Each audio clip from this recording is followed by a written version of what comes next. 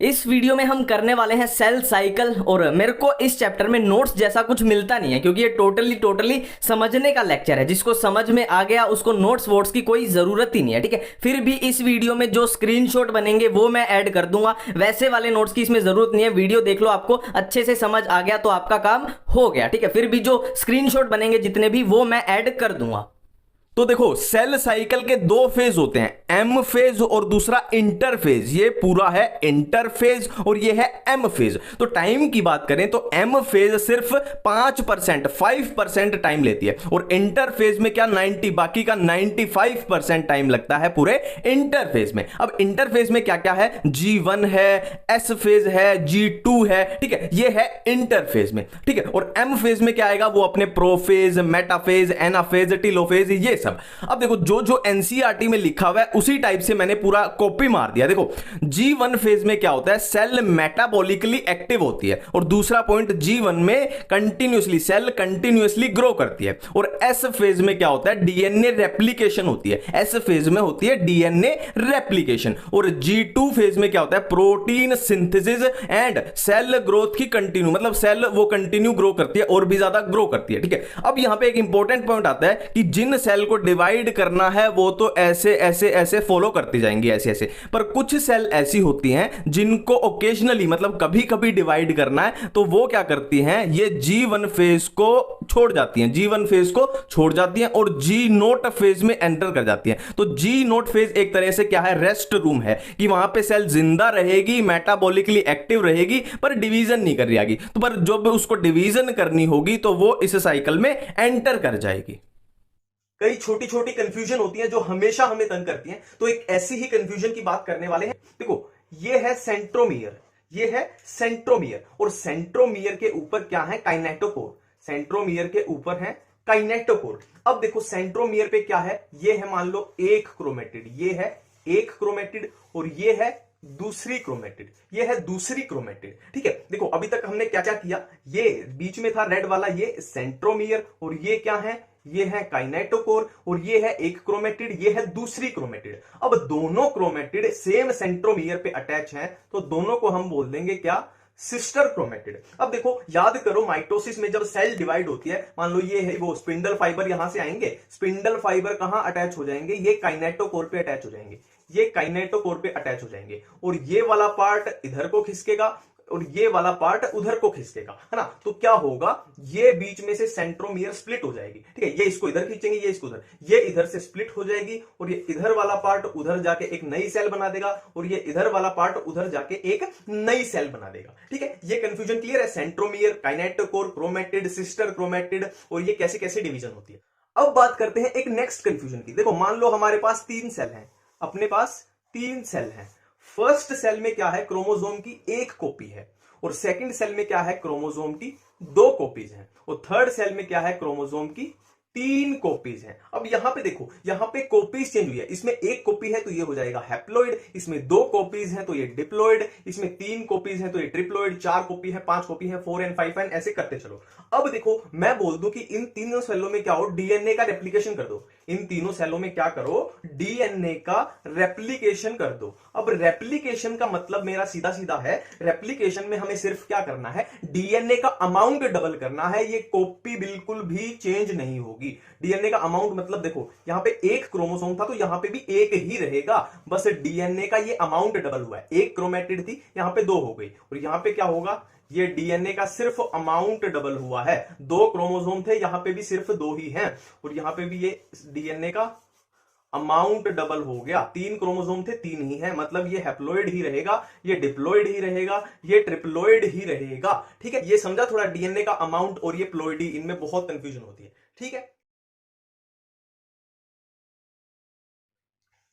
देखो, ये एक सेल है, ये एक सेल है, और सेल के सेंटर में क्या प्रेजेंट है, न्यूक्लियस, और इधर क्या प्रेजेंट है, सेल ऑर्गेनेलीज, जैसे माइटोकॉन्ड्रिया, एंडोप्लाज्मिक रेटिकुलम, ये सब, ठीक है। और न्यूक्लियस में क्या है, जेनेटिक मटेरियल ऐसे उलझा पड़ा हुआ है, न्यूक्लियस में जेनेटिक मटेरियल उलझा पड़ा हुआ है। अब क्या होगा, अब क्या होगा, देखो, ये जो न्यूक्लियर मेम्ब्रेन है और जो ये सेल ऑर्गेनेलीज हैं, ये डिसअपियर होने स्टार्ट हो जाएंगे, ये डिसअपियर होने स्टार्ट हो जाएंगे। और ये जो जेनेटिक मटेरियल उलझा पड़ा हुआ था, ये अपनी शेप में आने लग जाएगा, ये कंडेंस होने लग जाएगा। तो यहां क्या बचेगा, देखो न्यूक्लियर मेम्ब्रेन और ये ऑर्गेनेलीज क्या है, डिसअपियर हो चुके हैं। और जो ये जेनेटिक मटेरियल है रेड कलर का, ये कंडेंस हो गया। और कंडेंस होके इसने क्या बना दिए, कंडेंस होके इसने बना दिए क्रोमोसोम बना दिए। ठीक है, क्रोमोसोम बना दिए। और इधर क्या बन जाते हैं, स्पिंडल। इधर क्या बन जाते हैं, स्पिंडल। और इसी चीज को, इस कंडीशन को हम क्या बोल रहे हैं, इस कंडीशन को हम बोल रहे हैं प्रोफेज। इस कंडीशन को हम बोल रहे हैं प्रोफेज। अब क्या होगा, देखो अब क्या होगा, जो ये क्रोमोसोम है, जो ये क्रोमोसोम है, ये एक प्लेट के अलोंग अरेंज हो जाते हैं। ठीक है, ये एक प्लेट है और ये क्रोमोसोम इसके अलोंग ऐसे अरेंज हो जाएंगे, इसके अलोंग ऐसे अरेंज हो जाएंगे। और ये अपने क्या है, स्पिंडल है, ये अपने स्पिंडल है। अब देखो इस कंडीशन को हम बोल रहे हैं मेटाफेज। अब जो ये प्लेट है, ये बनी मेटाफेज के दौरान, तो इस प्लेट को हमने नाम दे दिया क्या, metaphase plate. Metaphase plate, clear है इतनी बात। अब क्या होगा, देखो यहां स्पिंडल से क्या निकलेंगे, फाइबर निकलेंगे, स्पिंडल से निकलेंगे फाइबर निकलेंगे। और ये कहां अटैच होंगे, इधर भी सेम ऐसे ही फाइबर निकलेंगे, फाइबर निकलेंगे। देखो यहां पे होता है सेंट्रोमियर, है ना, क्रोमोसोम के बिल्कुल सेंटर में इधर सेंट्रोमियर है। और सेंट्रोमियर के ऊपर होते हैं काइनेटोकोर, सेंट्रोमियर के ऊपर होते हैं काइनेटोकोर। तो ये फाइबर यहां काइनेटोकोर्स पे अटैच होंगे, काइनेटोकोर्स पे अटैच होंगे। अब देखो क्या होगा, ये वाले फाइबर, देखो ये प्लेट से यहां डिवीजन कर लो, ये फाइबर इस पार्ट को, प्लेट के ऊपर वाले पार्ट को ऊपर की तरफ खींचेंगे और ये वाले फाइबर प्लेट के नीचे वाले पार्ट को नीचे की तरफ खींचेंगे। ठीक है, तो क्या होगा, ये सेंट्रोमियर बीच में से स्प्लिट हो जाएगी, बीच में से टूट जाएगी। तो क्या होगा, ये वाला पार्ट ऐसे ऊपर की तरफ जाएगा और ये वाला नीचे की तरफ जाएगा। ठीक है, फिर ये कुछ कैसा दिखेगा, ये कुछ कैसा दिखेगा। अब हम नेक्स्ट स्टेप की बात कर रहे हैं, ये कुछ कैसा दिखेगा। देखो ये वाला पार्ट ऊपर की तरफ जा रहा है, तो ये कुछ कैसा दिखेगा, ये कुछ ऐसा दिखेगा, ये कुछ ऐसा दिखेगा। और ये वाला पार्ट नीचे की तरफ जा रहा है, तो ये कुछ ऐसा दिखेगा, ये कुछ ऐसा दिखेगा। ठीक है, ये अपनी मेटाफेज प्लेट थी जो भी, है ना। और इधर क्या थे अपने, ये फाइबर थे, ये इनको खींच रहे हैं, फाइबर इनको खींच रहे हैं, फाइबर इनको खींच रहे हैं। ठीक है, ठीक है। और इस स्टेज को हम क्या बोल रहे हैं, एनाफेज। इस स्टेज को हम बोल रहे हैं एनाफेज। अब क्या होगा, ये दो ऊपर की तरफ पहुंच गए और ये दो नीचे की तरफ पहुंच गए, ये इधर पहुंच गए। ठीक है, अब ये कुछ कैसा दिखेगा, अब ये कुछ कैसा दिखेगा। देखो ये यहां पहुंच चुके हैं और ये यहां पहुंच चुके हैं। ठीक है, अब क्या होगा, इनके अराउंड न्यूक्लियर मेम्ब्रेन बननी स्टार्ट हो गई, इनके अराउंड भी न्यूक्लियर मेम्ब्रेन बननी स्टार्ट हो गई। और इधर क्या हुआ, बिल्कुल सेम है, जो यहां पे हमने डिसअपियर किए थे वो यहां बनने स्टार्ट हो गई, न्यूक्लियर मेम्ब्रेन बननी स्टार्ट हो गई। और सेल ऑर्गेनेली डिसअपियर हुई थी, वो भी बननी स्टार्ट हो गई, जैसे माइटोकॉन्ड्रिया और ये एंडोप्लाज्मिक रेटिकुलम, गोल्जी बॉडी। ठीक है, और इस स्टेज को हम क्या बोल रहे हैं, टीलोफेज। इस स्टेज को बोल रहे हैं टीलोफेज। अब टीलोफेज के बाद क्या होगा, देखो उसके बाद क्या होगा, यहां से ये सेल, यहां से ये सेल डिवाइड हो जाएगी, यहां से ये सेल डिवाइड हो जाएगी। तो ये क्या होगा, अपने पास दो सेल बन गई, अपने पास दो सेल बन गई, जिसमें क्या है, जिसमें क्या है, ये ऐसे कुछ इस तरीके से, है ना, यहां से डिवाइड हो गई, ये अपने पास दो सेल बन गई। क्लियर है, तो यही है माइटोसिस, कि हमने एक सेल से दो सेल को बना लिया। ठीक है, ये डिप्लॉइड थी, है ना, क्रोमोसोम की दो कॉपी, और ये भी दोनों सेल क्या है, डिप्लॉइड हैं, इसमें भी दो कॉपी, इसमें भी दो कॉपी। ठीक है,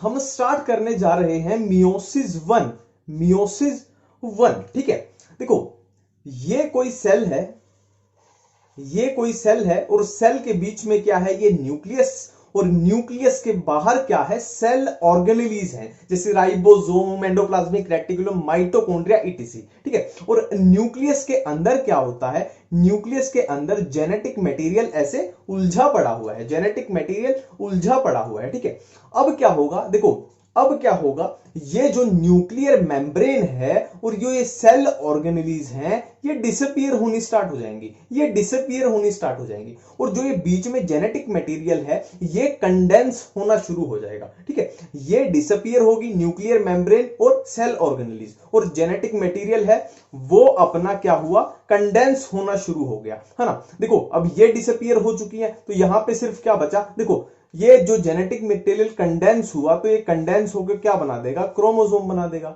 ये कंडेंस होके क्या बना देगा, क्रोमोसोम बना देगा, और ये न्यूक्लियर मेम्ब्रेन और ये डिसअपियर हो चुका है अपना, ठीक है।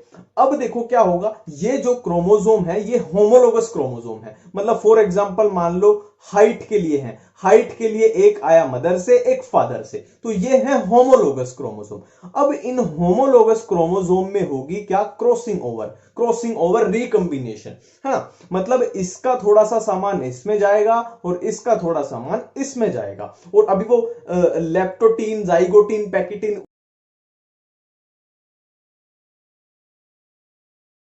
ठीक है। अब देखो अगर मैं यहां पे अमाउंट ऑफ डीएनए और प्लोइडी लिखूं तो कैसे होगा, देखो अमाउंट ऑफ डीएनए, देखो क्रोमेटिड गिन लो, सिंपली क्रोमेटिड गिन लो, कितने क्रोमेटिड है, एक क्रोमेटिड, दो क्रोमेटिड, तीन क्रोमेटिड और चार क्रोमेटिड, तो अमाउंट ऑफ डीएनए लिखूं तो कितना हो जाएगा 4C, और इस सेल की प्लोइडी लिखूं तो हाइट के लिए इस सेल में क्रोमोसोम की दो कॉपीज हैं, मतलब ये होगी डिप्लॉयड सेल, ठीक है। और इस स्टेज को जहां ये क्रॉस ओवर हुआ, रिकंबिनेशन हुआ, इस स्टेज को हम क्या बोल रहे हैं, प्रोफेज वन, ठीक है, बिल्कुल क्लियर है। अब चलते हैं आगे, अब आगे क्या होगा, यहां पे बन जाती है मेटाफेज प्लेट, मेटाफेज प्लेट, तो मेटाफेज प्लेट बन गई तो आंख बंद करके क्या हो गई, स्टेज कौन सी हो जाएगी, मेटाफेज वन, मेटाफेज ये मैच हो जाता है, और जो ये क्रोमोसोम है ये इसके अलोंग ऐसे अरेंज हो जाएंगे, ये है अपना पहला क्रोमोसोम और ये है अपना दूसरा क्रोमोसोम, ठीक है, और इसका थोड़ा सा सामान इसमें आ चुका है और इसका थोड़ा सामान इसमें आ चुका है, ये क्रॉसिंग ओवर को शो कर रहा है, ठीक है।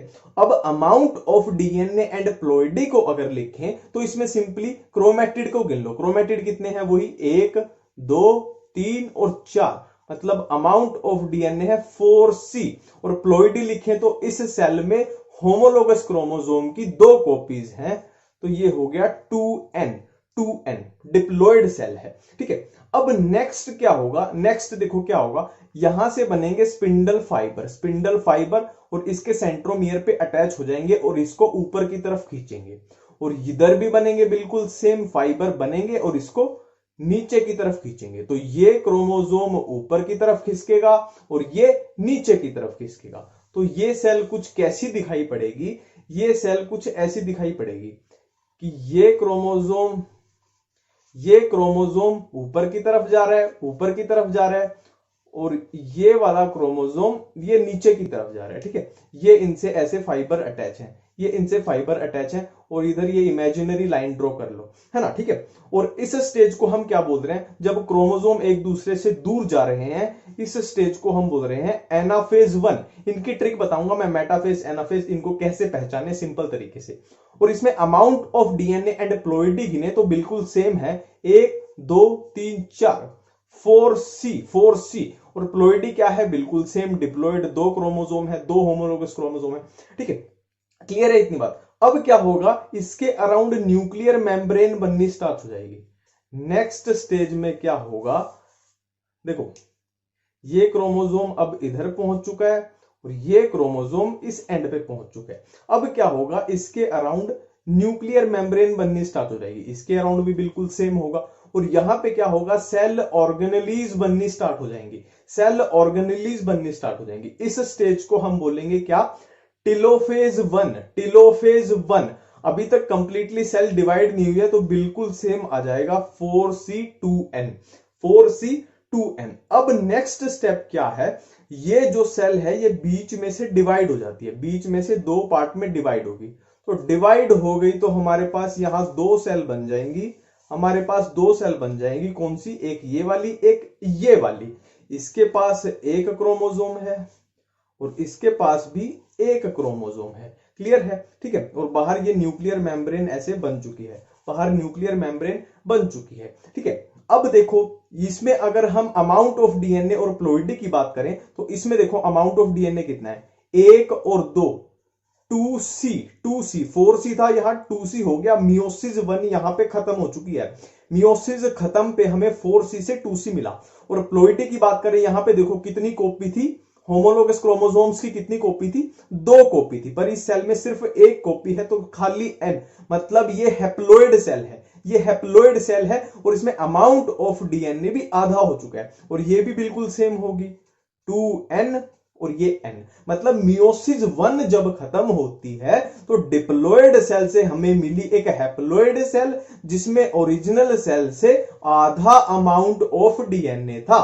अब हम क्या करेंगे, इस एक सेल को यहां से उठा लेंगे और उसको क्या करेंगे, मियोसिस 2 में भेज के देख लेंगे। वैसे तो दोनों का ही होगा, पर अपने को एक सेल से ही पता लग जाएगा। अब मियोसिस 2 में क्या क्या होता है वो आगे देखते हैं।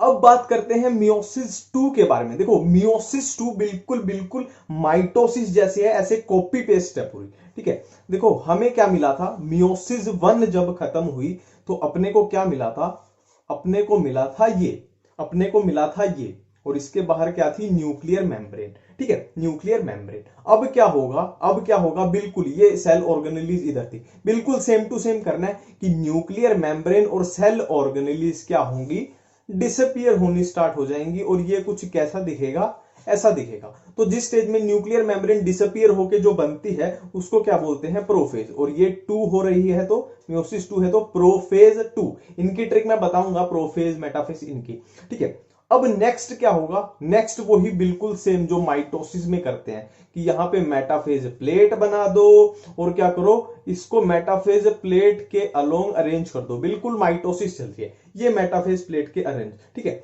ये है मेटाफेज प्लेट, और जहां पे मेटाफेज प्लेट है वो स्टेज हो जाएगी मेटाफेज 2, मेटाफेज 2। अब क्या होगा, यहां बनेंगे फाइबर और ये इसके सेंट्रोमियर पे अटैच हो जाएंगे, ये इसके सेंट्रोमियर पे अटैच हो जाएंगे, ठीक है। ये वाले इसको ऊपर खींचेंगे, ये वाले इसको नीचे खींचेंगे, मतलब जो यहां से सेंट्रोमियर है वो स्प्लिट हो जाएगी, बीच में से टूट जाएगी, और ये वाला जो क्रोमेटिड है ऊपर जाएगा, ये वाला क्रोमेटिड नीचे की तरफ जाएगा।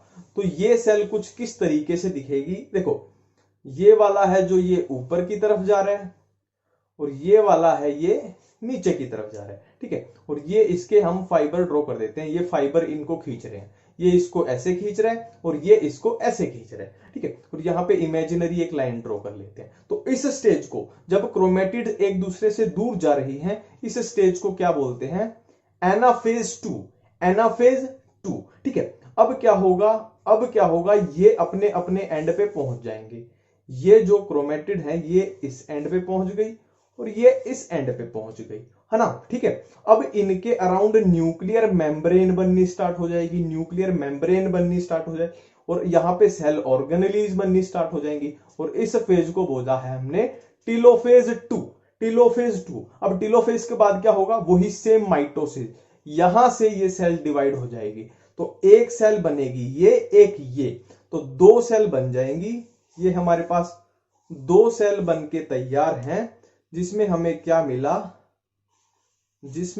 मिला, इसके बाहर ये न्यूक्लियर मेम्ब्रेन बन गई, न्यूक्लियर मेम्ब्रेन बन गई, ठीक है, ये मिला हमें। अब देखो अमाउंट ऑफ डीएनए की अगर बात कर ले, यहां पे क्या था, 2 क्रोमेटिड है तो 2C, और प्लोइडी, इस सेल में क्रोमोसोम की 1 कॉपी है, मतलब ये हैप्लोइड है। यहां पे बात करें तो देखो 2 क्रोमेटिड मतलब 2C, और क्रोमोसोम की 1 कॉपी मतलब हैप्लोइड। यहां पे बात करें तो बिल्कुल सेम हो जाएगा 2C और हैप्लोइड। यहां पे बात करें तो ये देखो 2C, और यहां पे अब ध्यान रखना इस सेल में ये डिप्लॉयड है, एनाफेज में ये डिप्लॉयड है, यहां पे 5 स्टार लगा लेना, यहां पे डिप्लॉयड शो होता है। इसको कंप्लीटली डिप्लॉयड नहीं बोल सकते, डिप्लॉयड है पर ये शो डिप्लॉयड की तरह हो रहा है ना। 2C क्रोमेटिड कितने यहाँ पे 2C टीलोफेज में, और अगर बोलना चाहो तो डिप्लॉयड बोल सकते हो, पर इसको कंप्लीट ऐसा होता नहीं है, क्लियर। और इधर बात करें, अगर ये 2 सेल की बात करें, ये अपने को रिजल्ट मिला है, तो क्या है, ये 1C, और इस सेल में क्रोमोसोम की कितनी कॉपी, ये 1 कॉपी, 1 क्रोमोसोम है ना रेड कलर में जो दिख रहा है, तो ये हैप्लोइड, और ये भी क्या हो जाएगी 1C और हैप्लोइड। क्लियर है ये बात। तो हमें मियोसिस 2 के रिजल्ट में क्या मिला, 2 सेल मिली, जिसमें क्या है, क्रोमोसोम 1C और हैप्लोइड सेल हैं, 2 हैप्लोइड सेल मिली, ये बिल्कुल क्लियर है। अब इनकी ट्रिक बताते हैं, देखो प्रोफेज को हमेशा कैसे पहचानो? प्रोफेज को पहचानो न्यूक्लियर मेम्ब्रेन और सेल ऑर्गेनेलीज जब डिसअपियर होके बनेगी और ये जो जेनेटिक मटेरियल है कंडेंस होगा, ये वो स्टेज होती है प्रोफेज, ठीक है। और मेटाफेज स्टेज को कैसे पहचानो? जहां पे मेटाफेज प्लेट बनेगी वो हो जाएगी मेटाफेज, सिंपल है। और एनाफेज को कैसे पहचानो? हमेशा कि जब भी क्रोमेटिड या क्रोमोसोम एक दूसरे से दूर जा रहे हैं वो होगी एनाफेज। इसको ऐसे याद रखना, A for anaphase, A for America. अब अमेरिका क्या है? बहुत दूर है, तो दूर से याद आ जाएगा दूर जा रहे हैं। और टीलोफेज को कैसे याद रखो? टी फॉर टीलोफेज, मैं ऐसे याद रखता हूं, T for telophase, T for tiles. Tiles मतलब जब ये क्रोमेटिड या क्रोमोसोम के अराउंड टाइल्स यानी न्यूक्लियर मेम्ब्रेन दोबारा बननी स्टार्ट हो जाए, इनके अराउंड टाइल्स लगनी स्टार्ट हो जाए, उसको बोल रहे हैं टीलोफेज। तो इसको ऐसे थोड़ा किया जा सकता है, ठीक है। देखो मैं जो जो बोलूंगा उसको क्लियरली सुनते चलना, एक एक वर्ड को, आपकी सारी कंफ्यूजन दूर हो जाएंगी, ठीक है। सबसे पहले इस फ्लो को कैसे याद करें? देखो आपको कुछ नहीं करना, आपको सिंपली पानी मांगना है। आपको पानी मांगना है कि ला जरा पानी दे दे, ला जरा पानी दे दे, ठीक है। क्लियर है? इतनी सी सिंपल सी बात है। अब देखते हैं कि इसमें क्या होता है, इसमें क्या होता है, इसमें क्या होता है, इसमें क्या होता है, इसमें क्या होता है। अब इसमें का मतलब है leptotene, zygotene, pachytene, diplotene, diakinesis. Clear है? अब देखो सबसे पहले है लेप्टोटीन। देखो जेनेटिक मटेरियल यहां पे ऐसे उलझा पड़ा हुआ है, बिल्कुल उलझा पड़ा हुआ है, ना कोई शेप है ना कोई स्ट्रक्चर है, ठीक है।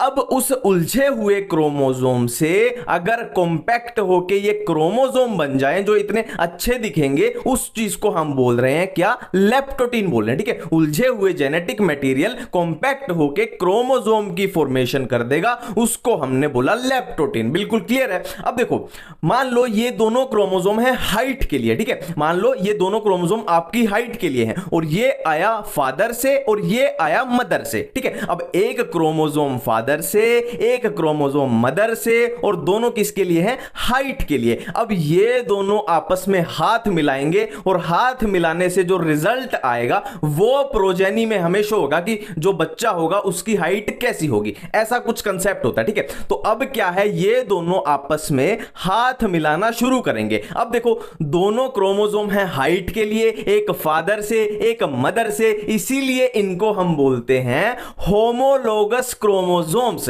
ठीक है। होमोलोगस क्रोमोसोम के बीच ही हाथ मिला सकते हैं ना, होमोलोगस क्रोमोसोम ही आपस में हाथ मिला सकते हैं, नॉन होमोलोगस ऐसे हाथ नहीं मिला सकते, ठीक है। तो अब इन्होंने देखो आपस में हाथ मिलाया है ना, इन्होंने हाथ मिलाया। अब हाथ मिलाने को यानी इन दोनों के बीच क्या बना? साइनेप्स बना। तो यहां पे एक वर्ड आता है साइनेप्सिस, ठीक है। साइनेप्सिस जो कहां पे आएगा? जाइगोटीन में। जाइगोटीन में इन्होंने हाथ मिलाया जिसको बोला साइनेप्सिस। अब जाइगोटीन में ही एक वर्ड आता है टेट्राड। टेट्राड, अब इसको हम हाथ मिलाने को टेट्राड भी बोल रहे हैं। क्यों बोल रहे हैं? क्योंकि यहां पे 4 क्रोमेटिड है, 1 2 3 4, इसीलिए हम इसको बोल रहे हैं टेट्राड। अब एक दूसरा वर्ड आता है बायवेलेंट, इसको हम बायवेलेंट भी बोल रहे हैं। क्यों बोल रहे हैं? बाय मतलब दो, है ना, दो। तो यहां पे 2 क्रोमोसोम है इसलिए इसको हम बोल रहे हैं बायवेलेंट, ठीक है। एक एक वर्ड क्लियर होगा। देखो साइनेप्सिस क्या है? साइनेप्सिस तो सीधा सीधा क्या है? इनका हाथ मिलाना है, क्लियर बात है। हाँ, टेट्राड क्या है? यहां पे 4 क्या है? क्रोमेटिड है, इसलिए इसको बोल रहे हैं टेट्राड। और बायवेलेंट क्यों बोल रहे हैं? क्योंकि यहां पे 2 क्रोमोसोम है इसलिए इसको बोल रहे हैं बायवेलेंट। क्लियर बात है? क्लियर बात है, बिल्कुल क्लियर है, ठीक है। पर देखो अब नेक्स्ट स्टेज जो आई पैकिटीन। पैकिटीन में क्या हुआ? जो ये साइनेप्सिस जो भी इन्होंने हाथ मिलाया था ना, वो बिल्कुल क्लियरली विजिबल हुआ। पैकिटीन में जो इन्होंने हाथ मिलाया, जो टेट्राड है, जो बायवेलेंट है, वो बिल्कुल क्लियरली विजिबल हुआ पैकिटीन में। और पैकिटीन में क्या होता है? पैकिटीन में यहां पे रिकॉम्बिनेशन नोड्यूल बनते हैं, है ना। मतलब क्या है? सीधा सीधा क्या है? ये अपना थोड़ा सा मटेरियल इसमें भेज देगा, ये थोड़ा सा मटेरियल इसमें भेज देगा, और ये अपना थोड़ा मटेरियल इसमें भेज देगा। मतलब इसी को बोलते हैं कुल मिला के क्रॉसिंग ओवर हुई, ठीक है। इसने मटेरियल इसमें भेज दिया, इसने मटेरियल इसमें भेज दिया, क्रॉसिंग ओवर हुई। और इसी क्रॉसिंग ओवर से वेरिएशन आएगी। मतलब जो बच्चा होगा वो मां बाप से अलग होगा, है ना, बिल्कुल सेम कॉपी नहीं होगा, थोड़ा अलग होगा, यही बोलती है वेरिएशन। तो इसमें क्या हुई? पैकिटीन में क्रॉसिंग ओवर ओवर हुई, रिकंबिनेशन नोड्यूल बने, तो ये सब हुआ पैकिटिन में। अब क्रॉसिंग ओवर क्या है, हो चुकी है। अब क्या आता है, डिप्लोटिन। डिप्लोटिन में क्या हुआ, जो इन्होंने हाथ मिलाए थे वो अलग होने लगे, है ना, इन्होंने हाथ मिलाए थे ना, तो अब ये जाने लगे कि भाई तू अपने रास्ते चल, तू अपने रास्ते चल, ये दूर जा रहे हैं अब। पर क्या है, जहां पे अब दूर तो जा रहे हैं, पर जहां इन्होंने हाथ मिलाए थे, मतलब जहां क्रॉसिंग ओवर हुई थी, वहां से इनका साथ, इनका बंधन जो है वो टूट नहीं पा रहा है। जहां से क्रॉसिंग ओवर हुई वहां पे इनका साथ, इनका बंधन टूट नहीं पा रहा है, मतलब एक स्ट्रॉन्ग बॉन्ड सा बन गया। एक एक्स शेप की स्ट्रक्चर देती है, और वो एक्स शेप की स्ट्रक्चर को क्या बोलते हैं, क्याज़माटा। ठीक है, उसको बोलते हैं क्याज़माटा, मतलब क्याज़माटा एक्स शेप की स्ट्रक्चर है, जहां से ये बेचारे एक दूसरे से दूर नहीं जा पा रहे। तो लास्ट डायकाइनेसिस में क्या होगा, जो क्याज़माटा है, जहां से इनका आखिरी कनेक्शन है, वो भी इनका मिट जाएगा और ये एक दूसरे से दूर चले जाएंगे। और एक दूसरे से दूर जाएंगे तो क्या होगा, क्रॉसिंग ओवर हुई है, मतलब इसका इफेक्ट, ब्लैक वाले का इफेक्ट रेड वाले में आ गया और रेड वाले का इफेक्ट इसमें आ गया। ये किससे हुआ, क्रॉसिंग ओवर की वजह से। तो ये है कुछ इस तरीके से।